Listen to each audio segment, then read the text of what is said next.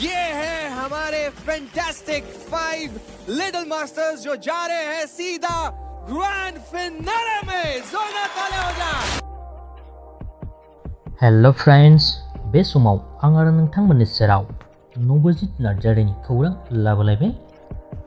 दासान्दि सोलिबाय थानाय DID लिटिल मास्टारनि ग्रेन्ड फाइनालाव अफिसियेलि सोर सायख' जामारखो, लोगोसेनो सोरनि टीमा थालांखो, गासैखौबो मोनथिनो थाखाय नोंथांमोना भिडिअखौ जोबजासिम नायलांदो।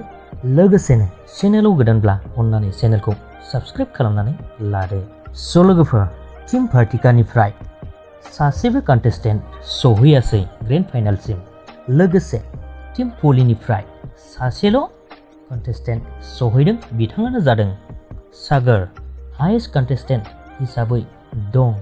लोगोफोर, टीम वैभवनिफ्राय बिथांनिफ्राय 7 कन्टेस्टेन्ट ग्रेन्ड फाइनालाव मोनहैनानै दं। लोगोफोर, बिथांमोनानो जादों सेथियाव नबजित नार्जारि, लोगोसे अपुन पेगु, आयदाश्री आरो रिसिता बिथांमोना। स' लोगोफोर, बिसोर साबानि गेजेराव बे बाराव सासेल' देरहासिगोन।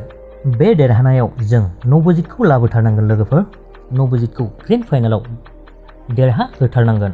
भटनि समखौ बारायनानै 23 जुनसिम जाहैबाय। लोगोफोर, बै समसिम जों गोबां भट कालेक्ट खालामनो हागोन। जायफोर एन्ड्रइड मबाइल लाया बिथांमोनखौबो आरोबाव जेन खावलायबावो, बेखौनो नोंथांमोननिसिम फिन खेबसे खावलायहरबाय। लोगोसेनो बे भिडिअनि आपडेटआ बेखिनिल'मोन। लोगोफोर, भिडिअखौ मोजां मोनदोंब्ला लाइक खालामदो, लोगोसेनो चेनेलखौ साबस्क्राइब खालामनानै गालांदो। गोजोन्थों।